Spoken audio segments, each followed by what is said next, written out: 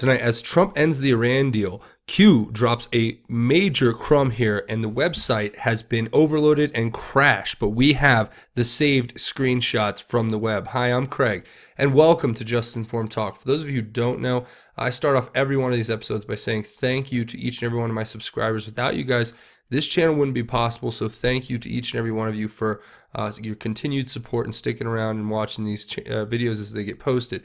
Now, if you have not hit that subscribe button, please come here to this landing page, click the big red subscribe button, make sure you hit the bell for notifications. That way, as soon as these videos get posted, you'll be notified, because as soon as information is made available to me, I make it available to you.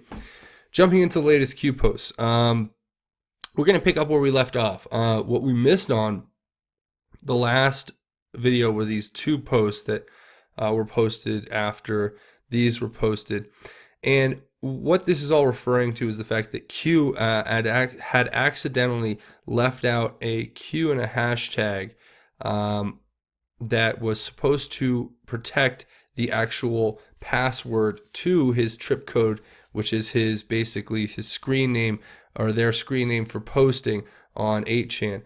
And obviously that was a mistake on their part, but Q actually posted after that, and they corrected it very quickly, and they have a new trip code because of it.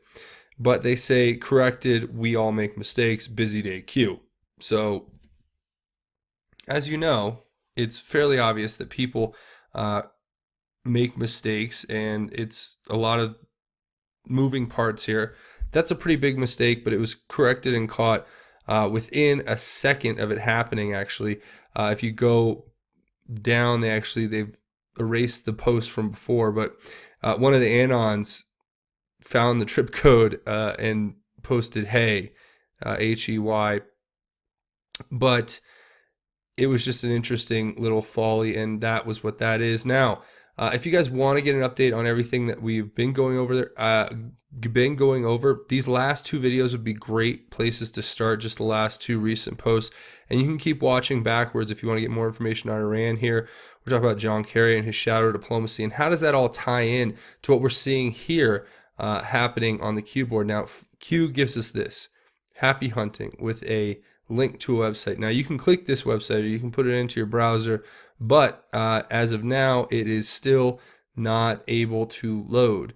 I believe that either they've pulled the article, which wouldn't be likely because, you know, the internet time machine and so on, there's archives of everything. But I think the server's overloaded because Q has given them a shout out here on the board, and obviously their little website can't handle such high volume.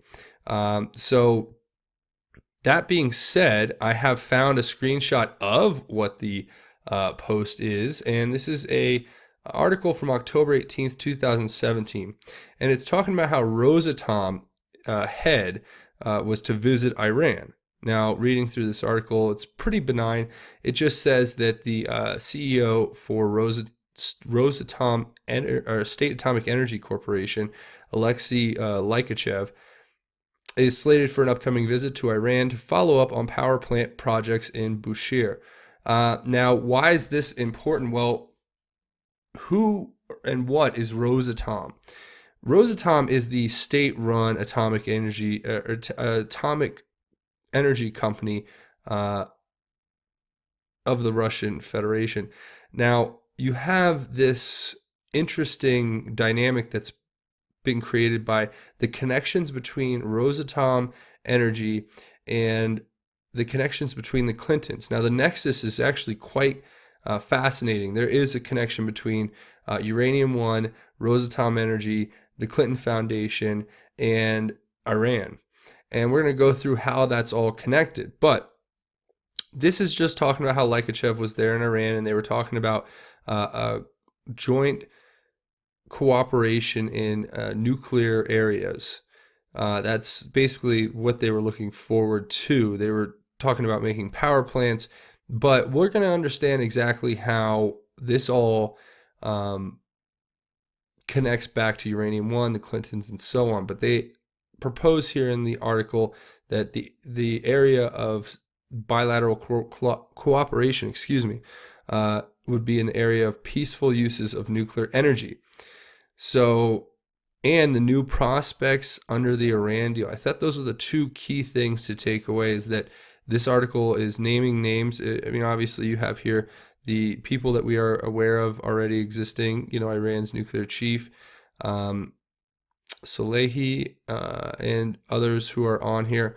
Alexei Lykachev, we know him from Rosatom Energy. Now, what is Rosatom Energy? Well, Rosatom Energy is like I said, the Russia state-owned uranium monopoly that has actually bought 100% of Uranium-1. Between 2010 and 2013, they finalized deals that would take over the full company, 100% of the Uranium-1 company, which is a Russian-Canadian uranium mining company. Now, why is Uranium-1 connected to the Clintons? Well, it's been, first of all, Clinton Cash, a book that was written a little while ago by a former editor at Breitbart News, talks about the connection between the Clinton Foundation taking donations and Hillary Clinton actually allowing and basically putting together this deal to get the uranium and sell it to the Russian-Canadian uranium mining company, knowing full well that in the process that the company was in the process of being bought by the Russians. And then what happens with that uranium is very interesting. Now, here's an article I found that I think is very, very telling. Okay. This is from December 28th, 2015. And it's an article in the New York Times talking about how the Iranians were, as a part of the deal that was put together by John Kerry and others and the Obama administration, a part of their deal was for Iran to get rid of all of its enriched uranium. So who do you think that they went to remove that uranium? Well, this article goes on to point out that Rosatom Energy is actually the company who was used by all three parties involved at the time, which would be the United States, Russia, and Iran. And as a part of the Iran deal that they put together, they actually decided that it would be a smart move, I guess you would say, to have the Russian-owned Rosatom Energy go in and be in charge of removing all of the enriched uranium. Now, you guys can't see, obviously, but I'm using air quotes here when I say remove, because we don't have any real verification of that. And I think that's one of the things that a lot of critics of the Iran deal pointed out off of the bat, that John Kerry putting together this deal actually let and allowed the Iranians to continue their nuclear program unabated, even though it may seem that they haven't been actively manufacturing weapons as of late, maybe because they're actually scared of the consequences and they were trying to abide by the deal because they had such a great deal in and of what it was. So I think that's basically where we're at with this. So it's very, very fascinating to see the dynamics being pushed around here. And it's just talking about the civilian nuclear company, Rosatom. Kerry called it, quote, one of the most significant steps Iran has taken toward fulfilling its commitment, unquote. So here are your connections, basically. Russia, their state-owned atomic energy company, went and bought Uranium-1. Uranium-1 was lobbied for on behalf of the Clinton Foundation. The Clinton Foundation accepted donations from many foreign actors and agents of foreign powers in order to get the uranium deal done, so that uranium could then be sold and given to Iran, who I've talked about in the last episode. This is all these are all allegations. They're not verified facts yet, but we can say this: the whole end game here was to get uranium, especially enriched uranium, to countries like Iran and North Korea, in order to create these destabilizing rogue states that could ultimately extort the United States through its military-industrial complex by creating a never-ending downward vortex of funding So trillions of dollars and many lives lost. I mean, these are the people we're up against here, and I think it's just quite disturbing and sad to note that this is exactly what we are seeing, and it's what we have to expect for the future as well. So we'll just have to continue to fight this fight here, and it's not like Iran ever liked us anyway. Obviously, for those of you who watch the news today, you'll have seen the Iranian parliament having a celebratory flag burning. And what flag would that be, you ask? That's the American flag, for those of you who can't recognize it through the flame and charred ashes surrounding it. This is what they do in their parliament, though. This is the level of civility that we're dealing with here. These people are hateful of America. And while they burn our flag, they yell death to America. So I ask people, as much as a war with Iran would not be what we want or need, it's fairly clear and obvious that not only do the Iranians, and these obviously, in all fairness, are probably some of the more hardline factions in Iran, but the fact that they're able to step up onto their into their parliament and make this kind of display and chant death to America. I mean, could you imagine the type of barbarous society we would live in if we had people in Congress burning Iranian flags, yelling death to Iran? No, we wouldn't see that, because it's not the way that the world should work. But unfortunately, the world never works the way it should. But in a civil society, we don't do these kind of things. And this just shows you the kind of people that we're up against. And it's going to be a tough negotiation for Donald Trump. So I think we all just need to get together and make sure that we pray for the president, make sure we try to give him the strength to know what to do and what to say, so that he can help deliver our country away from this war and away from this kind of stuff. But you can read through this article. They shout death to America. They burn our flag. It's supposed to be a piece of paper representing the Iran deal. And this is what they do. The footprints on the paper, and they feel like they've been betrayed in some regard, which I understand why. They were given a sweetheart deal by the former administration, who happened to be happened to look quite favorably upon the Islamic Republic of Iran. But times have changed, and obviously that deal was way too sweetheart, with the sunset clauses and everything else in it that allowed them to just basically continue on their path to developing a nuclear weapon, while at the same time giving them all of the benefits of not facing economic sanctions or scrutiny in that area. While they still have one of the worst economies in the world, it's fairly obvious that they are a destabilizing factor in the Middle East, and we need to treat them as such. And only time will tell what the right moves are, but we will have to continue to make efforts in that area. So, and if you think that that's going to be the end of it as well, I think you need to look also to something like Saudi Arabia, who's saying basically in the same breath that they need nuclear weapons if Iran gets them, which this is the domino effect that we're hoping to avoid here. We don't want all the countries in the Middle East to scramble to get nuclear weapons. Actually, the point of what we're doing for the most part in strategy should be eliminating or lowering the amount of nuclear weapons in existence, not getting countries to want to create more. Because the lower faction countries, the second and third world countries, if they end up getting these nuclear weapons, they're far more likely to end up using them in battle, which would be a very, very dire consequence, would have a multitude of dire consequences for the world at large. Now, Saudi Arabia wanting this is definitely something that we need to be aware of, and we should certainly keep an eye on it. But it'll lead to other things too, where you have here in Riyadh what's been alleged by Saudi Arabia as having Yemen, who has Houthi rebels who are backed by the Iranians, launching rockets into the Saudi capital of Riyadh.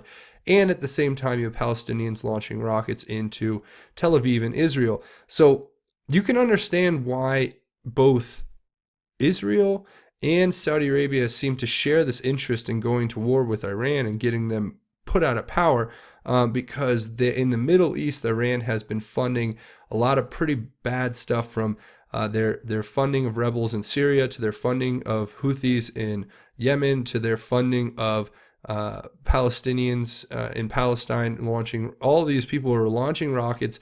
They're trying to start a war. They just don't have the training or the personnel or the not the training, I guess you would say, the personnel or the equipment to do it. But they're using what they have and what they can get. And this, I think, is the broad picture that people tend to overlook. Now, you can argue about the military-industrial complex and all the things that I've outlined before that I think are the underlying reasons for us wanting to push war in Iran, and the reasons why we shouldn't want to push war in Iran, particularly that there would be no benefit to our country, but it would benefit countries like Saudi Arabia and Israel. And that's what they're looking for, is they're looking for us to step in on their behalf and say, enough's enough. But the problem is you throw in a country like Russia, who is obviously working with directly, as we can see from this article that was posted by Q. They're working directly with the Iranians, especially in their nuclear program with the Russia, Iran, and Azerbaijan trilateral nuclear arrangement that they're trying to set up there. So we're thwarting the attempts by Russia to connect Iran with the ability to continue to expand its nuclear program, because Russia needs allies against other countries that are surrounding them. So they're trying to create nuclear allies, which, it's a tactic and we have to be aware of it. I don't think it's going to be a very successful tactic, but the thought for them is if they can develop these nuclear partners, then they can actually have somebody to stand against, let's say, Israel, France, Britain, United States. There's a lot of countries against them, generally speaking, maybe not at war with, but certainly against the expansion of their nuclear program, and them having countries that are allied with them to have expanded nuclear programs. So, and I don't think Russia and China will ever be able to get along truly in the sense of an allied partnership, even though they can work and keep each other at bay, it would seem. But that's my 2 cents for today. I hope you guys enjoyed watching this video. I want to thank each and every one of you for watching. If you're looking for a way to contribute to the channel, the best way to do it is to come here to this landing page. If you haven't hit that subscribe button already, please click that subscribe button. Make sure you hit the bell for notifications.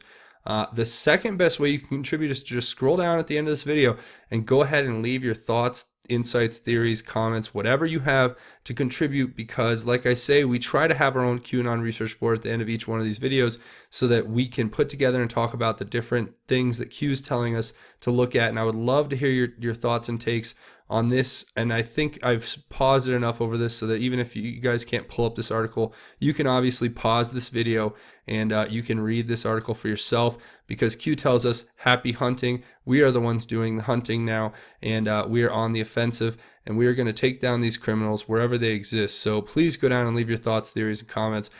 Even if you can't leave a comment, just scroll down and read through the comments. I guarantee you're going to learn something you didn't know before.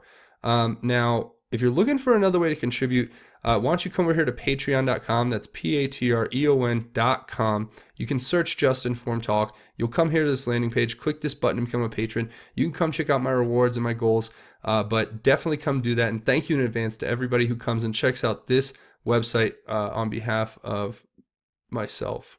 Then another thing you can do is come check me out on Twitter.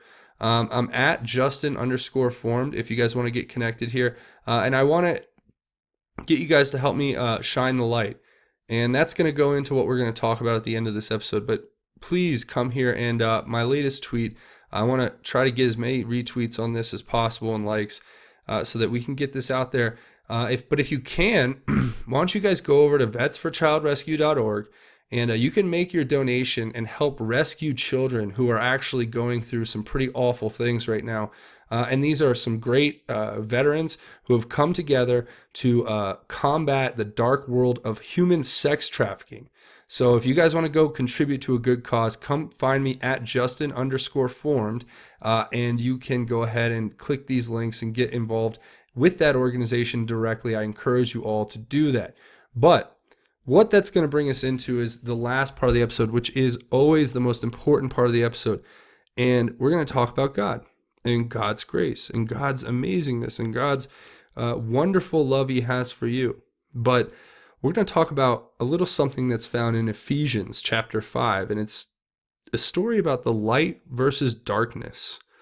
And this is the battle that we fight. And that's why it's so important to shine a light on all the evil that exists in the world and to help contribute to causes that will ultimately support those who are in need of the light that Jesus and God have to offer all of us. See, once we accept the light of God into our heart, we become a beacon of light for others to see. And then we spread that love and joy across the world, far and wide. And it's definitely the most wonderful and amazing thing that we can do as human beings. So let's read this here. It's Ephesians chapter 5, verse 6 and forward.